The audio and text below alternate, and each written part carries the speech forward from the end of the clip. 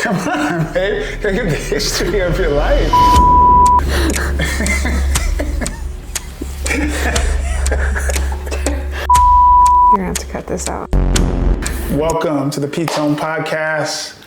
I'm your host, Ptone. This is the podcast where we talk about all things faith, fashion, mindset, and leadership. We're like the target of podcasts, all right? So anything that I'm interested in and I'm into, we'll talk about. Today, I have someone that I'm very interested in. I've had a secret relationship with this woman for probably the last 15 years, secret and public. This is my wife, Monica Cooper. Last name used to be Pickard, but I saved her. Amen. Today we're going to talk about resilience. I want to hit on mental, spiritual, and emotional resilience. We're talking about all things resilience today. And so I want to open up with this question because my wife is probably the most resilient person that I know. What drives your resilience? So I'm going to answer this question with what it's not. Resilience isn't just trying harder. It's not just doing more, hustling more. I think American culture thinks that resilience is hustle. Like, I'm gonna go far if I hustle really, really hard. And spiritually, that it's the opposite. It's not that you're not supposed to work hard, but God is not about your independence. He wants dependence on him.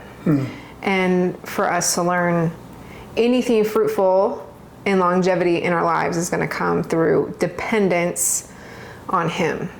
So I would say what kills resilience is doing everything in yourself to survive, doing everything in yourself to produce something and not waiting on the Lord. And so I think our human nature says when we're trying to keep going, our nature says, okay, you have to, you got to do this, you got to do that. And then we start finding solutions that we can control in ourselves outside of waiting on the Lord. So talk through how you fight the daily temptation to be independent, because it seems for me the temptation every day is to get up, be more efficient, get more done, mentally be on point, but then you can wake up and a month later you are away from the Lord. 30 days you haven't really spent real time with God. How do you fight every day the natural bend as a human just to be independent on your own? I think this is something I'm not super strong in. I go back and forth, but I'm a morning person. So my natural inclination is when I wake up, I want to do stuff and I want to get stuff done. Right. And I want to hit the floor running. But as I get older, I find that works against me. And when I just go into self-drive,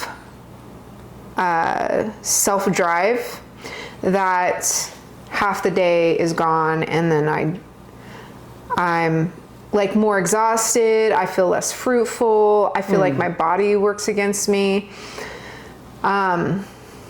And so I feel like the Lord brings me back to, hey, when you wake up, you need to practice dependence, like waking up.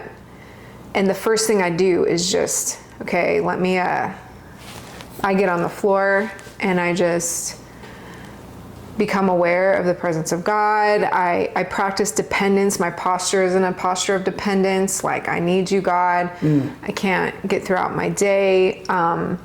Or my body will go into like, almost like I can build up anxiety in me. Like, get up. Oh, I got to do this. I got to do this. I got to do this.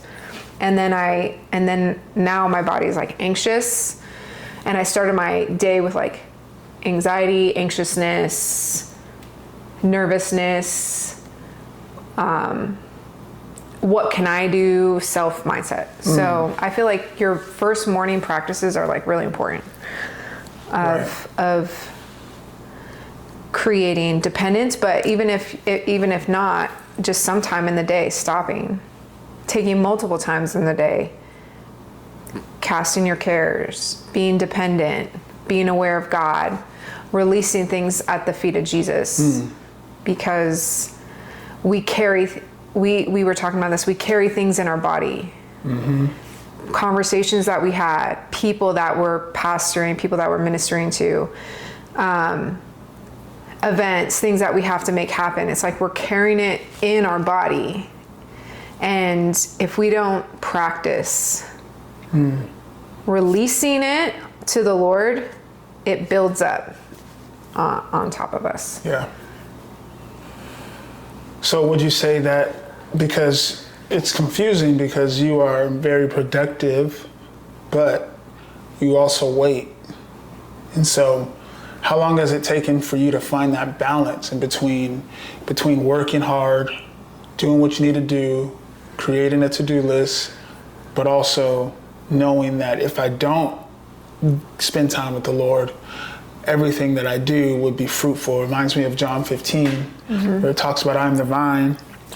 Apart from me, you can do nothing.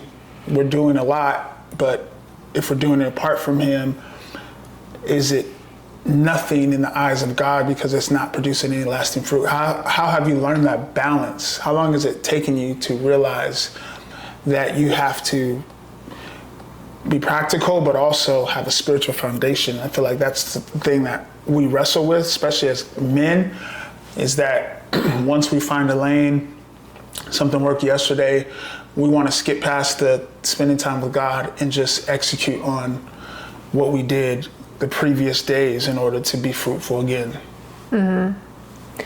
I think in my life, there's like a pendulum, and there's seasons because of my nature. I grew up feeling like I was lazy. And like, there's some things I'm more laid back in personality.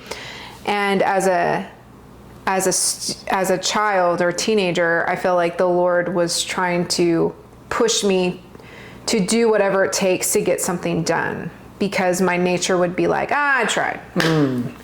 I tried. And so I think there's a balance, because I think when you become an adult, you have all these responsibilities and you've learned that aspect of working hard. But there is a balance where you can't really produce anything as fruitful as if you wait on the Lord. And so in that balance of, hey, you need to work hard, but you also need to trust in me and rely on me to produce what you cannot produce in yourself. So we get in things daily. This could be daily or just in our life. We're trying to produce something and we may not be seeing any fruit. And we're doing everything that we can, and we keep doing everything that we can. And it's like, if you're not seeing any fruit, then you could be missing a key component, which is you're not resting and relying and waiting on the Lord to do what you can't do in your own strength. Right. So I would say daily, there is a balance of, I'm going to put God first. I'm going to wait on the Lord. I'm going to make sure to trust in him, and knowing that I cannot do everything, and that my physical body has limitations, that my emotions have limitations, and that for me to produce the most effectively, I have to prioritize being with God multiple times throughout the day. If I'm going to be fruitful in every single area, in fitness, in in So pastoring, you go morning, admin. morning, afternoon, night. I try, yeah. I try to like stop and like when I wake up midday and then before I go to sleep, trying to just stop. And because things happen in between all those times where I would just be carrying on to stuff that I need to release. Yeah.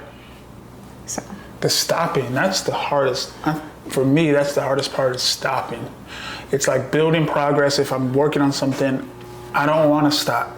I don't want to go back. I don't want to take time in order to refuel. I just want to go until I pass out at the end of the day. But there's a certain point in the day that you're working hard, but now you're not as efficient, productive, because you're not pulling from any source. You hit on emotions, emotional resilience, something that I've noticed you have been able to be very efficient at, or just be able to work through it in a way that continues to help you each and every step. You've had people walk in and out of your life. You've had people leave the church. You've had family drama like we all do. You've had me in the hospital for 3 months. How do you get through emotions? I don't think there's anyone that you're like holding on to bitterness or offense. And I personally wrestle more with holding on to bitterness, holding on to offense, dealing with that. And for you, it seems like you're able to get over it a lot faster. How do you do that? Help us with when people do you wrong, or when people walk out of your life, or when people don't respond the way you want them to or expected them to. What's your processing for getting over that? I have a lot of different outlets, but you know this, we journal, so we write. If I feel like something's bothering me, sometimes my natural, naturally, I just want to push it off. Like, I don't actually want to deal with it emotionally, and I just want to keep going forward. That's my natural. So some things of what you're witnessing may not be healthy, but I know myself, and I know when I'm carrying something and it's bothering me and it's making me act different towards people, it's making me change like what I normally would do. I know that, okay, I need to deal with this. And so how I deal with it emotionally is I have to get it out, so I have to journal about it. I have to write about the person, write a letter to the person that I never give them, and just get my emotions out. I maybe write to God about the person and get to a place where I can like release the person. So I'll just write about the person. Another outlet is music. So sometimes in the past I've written songs that I don't share with people, but I will, whatever I'm feeling, I'll put it out into songs. So it's a form of writing, but now I'm singing, and whatever reason, it helps me to release it. So there's been a song when it comes to loss that sometimes when I feel like a person's doing the exact same thing that I've experienced before, I'll just play that song and I'll re-sing that song I wrote. Or maybe there could be another song that you really connect to with loss, and I'll sing it. Worship, just singing to the Lord can help you emotionally. Yeah. And then I just keep doing those practices until I feel like I can release that person. So Wow. sometimes I got to go back to it. Sometimes the person re-agitates or triggers, or feel triggered by something. But I think the first thing is awareness. Yeah. Confessing it, writing it out, getting it, what's in here on paper, Right. can help. Yeah, my default is to ignore it too. So I think the more that I can put myself in a position to always be becoming aware, the better I would be But I'm curious about your non-conscious mind. Curious because it seems like you've practiced this long enough for your the non-conscious part of you to actually be working in a way that is healthy. And I sense in myself that my non-conscious is always trying to get my attention and always trying to deal with childhood issues that are triggering something that happened in the present. And so you give us hope because, your non-conscious will follow your habits and the things that you do on a regular basis. And so I think that there becomes a healthy pattern and cycle once you begin to practice these things. And so that's super beneficial for us as viewers and as men specifically to see, you can actually deal with offense and bitterness, and you can get into the habit of practicing these patterns that are beneficial to you and helping you to stay walking, focused, committed, connected to the Lord on a regular basis. So as we close, I just want to give you some practical tools on what we hit on, what my wife hit on how to build that resilience. One, it's going to start with time with the Lord. It's going to start with you having a consistent, regular time with God. We talked about consistency last week, and this week it comes up again. It's a star player in what we're talking about. Consistency with God is something that we need to decide that we're going to do. Your mornings are very important. Monica, she makes sure that her mornings are sacred, right? So she's finding the foundation of her day is dependence. And so you have to do the same as well. Don't just wait until 8 p.m. to pray. You have to start your day with that foundation. Every day, especially in the morning, right when you wake up, your brain is very susceptible to the things that you're exposed to. So you have to make sure. One of the things that I've decided to do was not pick up my phone until I've spent time with God, until I've read, until I've done what we call brain building, because your brain is naturally going to lean towards how you start your day. So you have to do that. Journaling, writing, getting your emotions out, right? You have to begin to become real with what you're feeling, because if you don't, then those things will just be ignored, suppressed, and you'll never actually get through them. So we have to journal, we have to pray. My wife, we both spend time working out on a regular basis, on a daily basis, moving our body. And so you have to hit every aspect, because God has made us not just one aspect of our life. We're not just spiritual. We are physical, we have emotions, and we are a spirit. And so you have to be able to hit all three. The book titled Resilience by John Eldridge, that's a great book to read. And the Pause app helps you to stop, take 10 minutes to pause, be aware of God. Even if you can't do long moments, helps you take small times out your day. And it helps guide you into it when we have a hard time, when we feel like overwhelmed that we can't even guide ourselves. It can guide you into it. So nice. Thank you for tuning in to the Ptone podcast. I'm your host, Ptone. This is my co-host, Monica Cooper. Can't wait to see you next week.